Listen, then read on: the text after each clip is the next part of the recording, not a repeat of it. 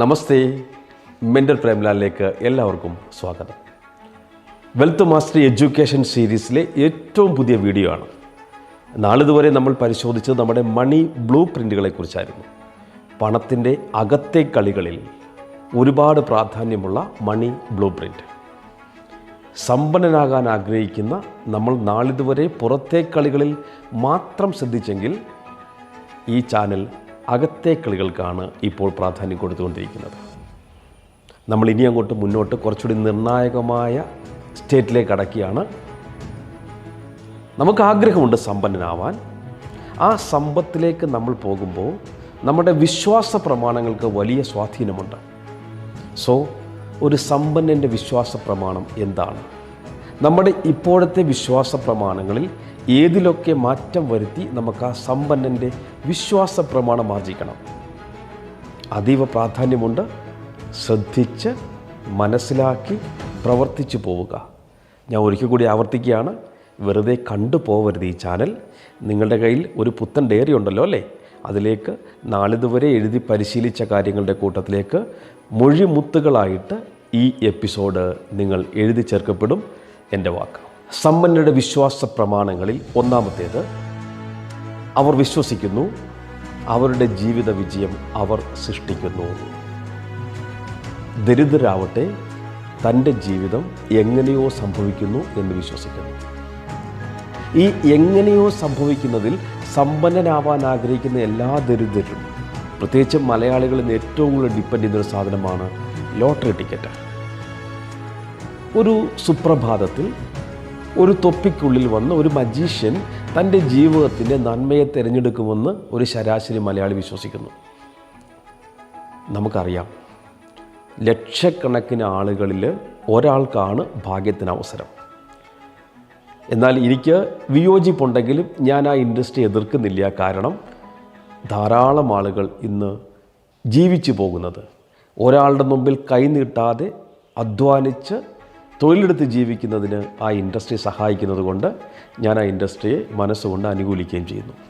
പക്ഷേ സമ്പന്നനാവാനുള്ള വഴി അതല്ല എന്ന് എൻ്റെ ഈ ചാനലിൻ്റെ ശ്രോതാക്കളെ, കാഴ്ചക്കാരെ ഞാനൊന്ന് ഓർമ്മിപ്പിക്കട്ടെ. ഇനി നിങ്ങൾക്ക് ലോട്ടറി അടിച്ചൊന്നിരിക്കട്ടെ. Luck has never made a man wise. ഭാഗ്യം ഒരു മനുഷ്യനെ ബുദ്ധിമാനാക്കി മാറ്റില്ല. നമ്മൾ നേരത്തെ പറഞ്ഞ മണി ബ്ലൂ പ്രിൻ്റ് വലിയൊരു സമ്പത്തിനെ കൈകാര്യം ചെയ്യാനുള്ള അത്ര വലിപ്പം നിങ്ങളുടെ മണി കണ്ടെയ്നറിന് ഇല്ല എങ്കിൽ എത്രയും പെട്ടെന്ന് നിങ്ങൾക്ക് കിട്ടിയ പണം നഷ്ടപ്പെടുത്തി നിങ്ങളെ പഴയ പോലെ പാപ്പരാക്കും. അപ്പോൾ അതുകൊണ്ട് നിങ്ങളുടെ വിശ്വാസത്തിൽ മാറ്റം വരുത്തണം. വിശ്വസിക്കണം. നിങ്ങളുടെ ഭാവി സൃഷ്ടിക്കുന്നത് നിങ്ങളാണെന്ന് നിങ്ങൾ വിശ്വസിക്കണം.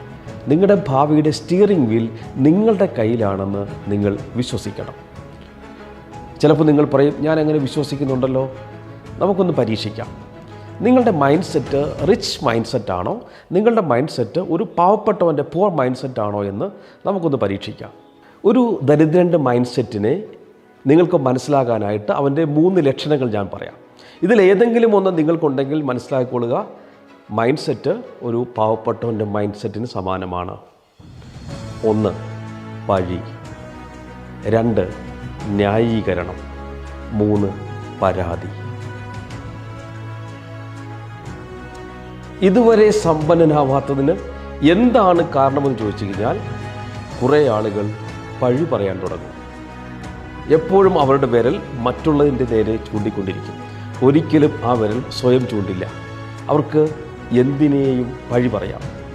ഈ വ്യവസ്ഥയെ പഴി പറയാം, കൊറോണയെ പറയാം, മഴയെ പറയാം, മുതലാളിയെ പറയാം, തൊഴിലാളിയെ പറയാം, കീഴെയുള്ളവനെ പറയാം, മേലെയുള്ളവനെ പറയാം, ജീവിത പങ്കാളിയെ പറയാം, സുഹൃത്തുക്കളെ പറയാം, സ്വന്തം ബിസിനസ്സിനെ പറയാം, സാഹചര്യങ്ങളെ പറയാം, ജനിച്ച സാഹചര്യങ്ങളെ പറയാം, മാതാപിതാക്കളെ പറയാം, വിദ്യാഭ്യാസത്തെ പറയാം.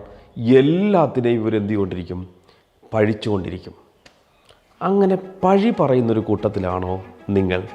അങ്ങനെയെങ്കിൽ നിങ്ങളുടെ മൈൻഡ് സെറ്റ് പാവപ്പെട്ടവൻ്റേതാണോ എന്ന് പരിശോധിക്കേണ്ടിയിരിക്കുന്നു. രണ്ടാമത്തെ സൂചന ന്യായീകരണമാണ്. നിങ്ങൾ കേട്ടിട്ടുണ്ടോ പണം വലിയ കാര്യമൊന്നുമില്ല എന്ന് പറയുന്ന ആളുകളെ? പണത്തിന് വലിയ പ്രാധാന്യമില്ലെന്ന് പറയുന്നവരെ? ന്യായീകരിക്കുകയാണ്. ഇത് ഒരു ദരിദ്ര മൈൻഡ് സെറ്റിൻ്റെ ഏറ്റവും വലിയ ലക്ഷണമാണ്. വലിയ പ്രാധാന്യം ഇല്ലാത്തടത്ത് എന്തെങ്കിലും നിൽക്കുമോ? നിങ്ങളുടെ ഭാര്യ നിങ്ങൾക്ക് പ്രാധാന്യമില്ലേ? നിങ്ങളുടെ സഹോദരി സഹോദരന്മാർ നിങ്ങൾക്ക് പ്രാധാന്യമില്ലേ? അച്ഛനമ്മമാർ പ്രാധാന്യമില്ലേ? സുഹൃത്തുക്കൾ പ്രാധാന്യമല്ലേ? പ്രാധാന്യമില്ലാത്തടത്ത് പ്രാധാന്യമില്ലാത്ത ആരെങ്കിലും നിൽക്കുമോ? ഇല്ല, ഓടിപ്പോവും.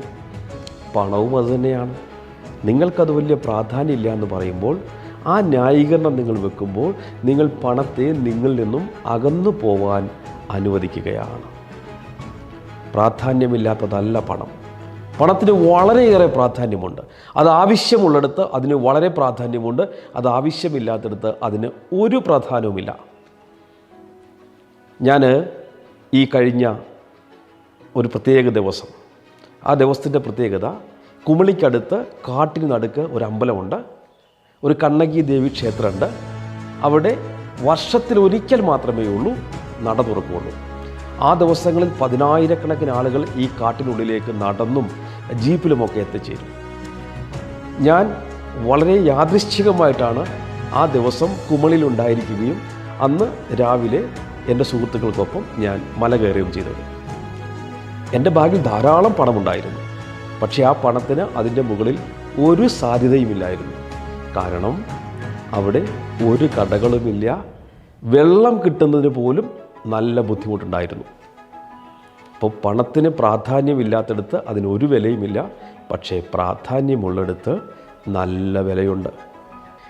ചിലർ പണത്തെ സ്നേഹത്തോട് ഉപമിക്കും. അവർ പറയും, സ്നേഹമാണ് വലുത്, പണമല്ല. സ്നേഹത്തിൻ്റെ അത്രയും പ്രാധാന്യം പണത്തിന് ഇല്ല. ഈ സ്റ്റേറ്റ്മെൻറ്റ് ശരിയാണോ? ശരിയാണ്. ഒറ്റ നോട്ടത്തിൽ നമുക്കങ്ങനെ തോന്നാം. പക്ഷേ കൈ വേണോ കാല് വേണോ എന്ന് ചോദിക്കുന്ന പറ്റിക്കും. ഏതിനാണ് ഏറ്റവും പ്രാധാന്യം? രണ്ടിനും പ്രാധാന്യമുണ്ട്. സ്നേഹം വേണ്ടിടത്ത് സ്നേഹം വേണം. എന്നാൽ സ്നേഹം കൊണ്ട് എല്ലാം നടക്കുമോ? ഒരു ഹോസ്പിറ്റൽ ബില്ല് പോയിട്ട് സ്നേഹം കൊണ്ട് അടയ്ക്കാൻ പറ്റുമോ? ഒരു ബാങ്കിൽ ചെന്നിട്ട് സ്നേഹം നിക്ഷേപിച്ചിട്ട് പണം ചോദിക്കാൻ പറ്റുമോ? ഇല്ല. പണം വേണ്ടിടത്ത് പണം വേണം, സ്നേഹം വേണ്ടിടത്ത് സ്നേഹം വേണം. പണത്തിന് പ്രാധാന്യമുള്ളിടത്ത് പണത്തിന് വളരെയേറെ പ്രാധാന്യമുണ്ട്. അത് പ്രാധാന്യമില്ലാത്തടത്ത് പണം അപ്രധാനമാണ്.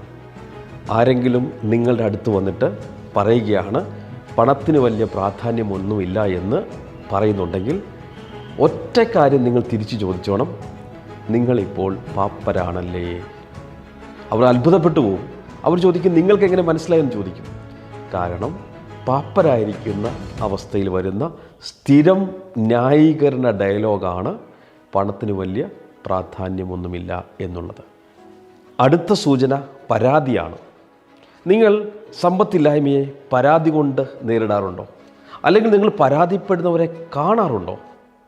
നോക്കൂ, ഒരു ഉപദേശം ആദ്യമേ തരാം. പരാതിപ്പെടുന്നവൻ്റെ 7 അയൽപക്കത്ത് പോകരുത്. കാരണം ഇപ്പം എന്നെപ്പോലുള്ള ട്രെയിനേഴ്സ് അല്ലെങ്കിൽ ലോ ഓഫ് അട്രാക്ഷൻ എന്ന വിഷയത്തിൽ സംസാരിക്കുന്ന ആളുകൾ നിരന്തരം പറയുന്നൊരു സാധനമാണ് ഒരേപോലുള്ളത് ആകർഷിക്കപ്പെടും. നോക്കൂ, പരാതിപ്പെട്ടികളുടെ ആ പരാതിപ്പെടുന്ന സ്വഭാവത്തിലേക്ക് നിങ്ങൾ ആകർഷിക്കപ്പെട്ടാൽ, നിങ്ങളും ഒരു പരാതിപ്പെട്ടിയായി മാറിയാൽ, നിങ്ങളുടെ ജീവിതത്തിലേക്കും പിന്നെ ദുരന്തങ്ങളുടെ കുത്തൊഴുക്കായിരിക്കും. ചില ആളുകളോട് നമ്മളിങ്ങനെ പറയുമ്പോൾ അവർ പറയും, സാറിന് അങ്ങനെ പറയാം, എൻ്റെ അവസ്ഥ എനിക്കല്ലേ അറിയാവുള്ളൂ, ഞാൻ പരാതിപ്പെടാനുള്ള അവകാശമുണ്ട്, എനിക്ക് പരാതിപ്പെടാൻ പോലും പറ്റില്ലേ, ഞാൻ എന്തുകൊണ്ടാണ് ഇങ്ങനെ എന്ന് ചോദിക്കുമ്പോൾ ഞാൻ തിരിച്ചു പറയും, നിങ്ങൾ പരാതിപ്പെടുന്നത് കൊണ്ടാണ് ഇങ്ങനെ. കൂട്ടുകാരെ, പഴി പറയുന്നവർക്കും പരാതി പറയുന്നവർക്കും അവർ പ്രപഞ്ചത്തിലേക്ക് നിരന്തരം അയച്ചുകൊണ്ടിരിക്കുന്ന സിഗ്നൽ ഈ പരാതികളുടേതാണ്. നെഗറ്റീവ് വൈബ്രേഷൻസാണ്. അവരിലേക്ക് നല്ല സംഭവങ്ങൾക്ക് പകരം മോശം സംഭവങ്ങൾ ആവർത്തിച്ച് ആകർഷിക്കപ്പെട്ടുകൊണ്ടിരിക്കും. ഞാൻ നിങ്ങൾക്ക് ഒരു പ്രാക്ടീസ് തരാം. എൻ്റെ ട്രെയിനിങ്ങിൽ പങ്കെടുക്കുന്ന കൂട്ടുകാർക്ക് ഞാൻ കൊടുക്കുന്ന നിസ്സാരമായൊരു പ്രാക്ടീസാണിത്. പക്ഷേ ഇത് അവരുടെ ജീവിതത്തിൽ വലിയ മാറ്റങ്ങൾ വരുത്തിയിട്ടുണ്ട്. വരുന്ന 7 ദിവസത്തേക്ക് നിങ്ങൾ ഒരു പരാതിയും ഉന്നയിക്കില്ല എന്ന് ഒരു പ്രതിജ്ഞ എടുക്കാമോ? അത്ര എളുപ്പമുള്ള കാര്യമല്ല. കാരണം നിങ്ങൾ ആദ്യ ദിവസങ്ങളിൽ ഉറപ്പായിട്ട് നിങ്ങൾ പരാതിപ്പെടുന്ന സ്വഭാവം ഉണ്ടെങ്കിൽ അതിൻ്റെ വാങ്ങലുണ്ടാവും, ഒരു ഊറലുണ്ടാവും. അത് സംഭവിച്ചുകൊണ്ടേയിരിക്കും. കാരണം നമ്മൾ നല്ല കാര്യങ്ങൾ സംഭവിക്കണമെന്ന് ആഗ്രഹിക്കുമ്പോൾ ഒരു കാര്യം തിരിച്ചറിഞ്ഞുകൊള്ളുക, പ്രകാശത്തിൻ്റെ വേഗത ഗാർബേജിനില്ല. മാലിന്യം മാറാൻ മാലിന്യത്തിൻ്റെ വേഗതയിലേ മാറുള്ളൂ. അപ്പോൾ ആ മാലിന്യത്തെ നമ്മൾ മാറ്റാൻ ശ്രമിക്കുമ്പോൾ ഇടയ്ക്കിടയ്ക്കൊക്കെ ഇതിങ്ങനെ തികട്ടി വരുമെന്നേ, കാര്യമാക്കേണ്ട ആവശ്യമില്ല. വീണ്ടും വീണ്ടും ആവർത്തിച്ച് ശ്രമിച്ചുകൊണ്ടിരിക്കുക. ഒരു 2-3 ദിവസം കഴിയുമ്പോൾ നിങ്ങൾക്ക് ഇതിൻ്റെ ഒരു വ്യത്യാസം മനസ്സിലാവും. 7 ദിവസം നിങ്ങൾ ഒരു പരാതിയും പെടില്ല എന്ന് ഒന്ന് ശ്രമിച്ചു നോക്കൂ. നിങ്ങൾക്ക് പറ്റും. ആ ശ്രമം നിങ്ങളുടെ ജീവിതത്തിൽ പിന്നെ വരാൻ പോകുന്ന മാറ്റങ്ങളുടെ തുടക്കമാകുന്നത് കണ്ട് നിങ്ങൾ അത്ഭുതപ്പെടും. അപ്പോൾ കൂട്ടുകാരെ, നമ്മൾ തയ്യാറായി കഴിഞ്ഞു സമ്പത്തിൻ്റെ ലോകത്തേക്ക് യാത്ര തിരിക്കാൻ. ഒരു സത്യം കൂടി തിരിച്ചറിയുക, സമ്പന്ന ദരിദ്രൻ എന്നൊന്നില്ല. ഒന്നുകിൽ നിങ്ങൾ സമ്പന്നനായിരിക്കും, അല്ലെങ്കിൽ നിങ്ങൾ ദരിദ്രനായിരിക്കും. ഏതാണെന്നുള്ളത് ചോയ്സ് നിങ്ങളുടേതാണ്. നിങ്ങൾക്ക് ഞാൻ ഒരു എക്സസൈസ് കൂടി തരാം. നിങ്ങൾ എപ്പോഴെങ്കിലും പഴി, ന്യായീകരണം, പരാതി, ഇതിൽ 3-ൽ ഏതെങ്കിലും ഒന്ന് നിങ്ങളുടെ നാവിൽ നിന്ന് വരുന്നുണ്ടെങ്കിൽ അപ്പോൾ നിങ്ങൾ കൈയെടുത്ത് ഇങ്ങനെ കഴുത്തിൽ വെച്ചിട്ട് ഇങ്ങനെ ഒന്ന് വരയ്ക്കണം. ഇതൊരു മെസ്സേജ് കൊടുക്കുകയാണ്. സമ്പത്തിലേക്കുള്ള യാത്രയിൽ നിങ്ങളെ തടസ്സം നിൽക്കുന്ന ഈ 3 കാര്യങ്ങളുടെയും ഞാൻ വേരറുക്കുന്നു എന്ന നിങ്ങളുടെ മെസ്സേജാണിത്. കുറച്ച് ദിവസം ആവർത്തിച്ച് കഴിയുമ്പോൾ നിങ്ങളിൽ നിന്നും പഴി മാറും, പരാതി മാറും, ന്യായീകരണം മാറും. അതിലേക്ക് പകരം എന്ത് കൊടുക്കണമെന്നുള്ള നല്ല പ്രോഗ്രാമിങ്ങൾ തുടർ ദിവസങ്ങളിൽ വരുന്നുണ്ടാവും. ഇന്ന് അപ്പോൾ ഒരു ചെറിയ ഗുളിക തരാം. കൈ നെഞ്ചത്ത് വെച്ചിട്ട് പറയുക, കൃത്യമായ തലത്തിലുള്ള എൻ്റെ സമ്പത്തിനെ ഞാൻ സൃഷ്ടിക്കുമെന്ന് ഞാൻ വിശ്വസിക്കുന്നു. തലയിൽ കൈവച്ച് പറയുക, എനിക്കൊരു കോടീശ്വര മനസ്സ് ഉണ്ട്. So thank you so much. Stay tuned. അടുത്ത എപ്പിസോഡിനായി കാത്തിരിക്കുക. ഞാൻ ഒരിക്കൽ കൂടി ആവർത്തിക്കുന്നു, ഇതൊരു മോട്ടിവേഷൻ ചാനലല്ല, പ്രായോഗിക തലത്തിൽ നിങ്ങളെ അടിമുടി മാറ്റുന്ന ഒരു ഇൻഫർമേഷൻ പാസ് ചെയ്യുന്ന ചാനലാണ്. ഇതിൽ നിരവധി പ്രാക്ടിക്കൽ ടൂളുകളുണ്ടാവും. ഈ ടൂളുകൾ കാണാനും കേൾക്കാനുമല്ല, അപ്ലൈ ചെയ്യാനുള്ളതാണ്. അപ്ലൈ ചെയ്യുക. മനസ്സിൻ്റെ ഗതി മാറ്റുമ്പോൾ വിധിയുടെ ഗതി മാറും. എൻ്റെ വാക്ക്. Stay tuned. Mentor Premlal. Channel subscribe ചെയ്യുക. 10 പേരിലേക്ക് ഇതൊന്ന് ഷെയർ ചെയ്യുക. Thank you so much.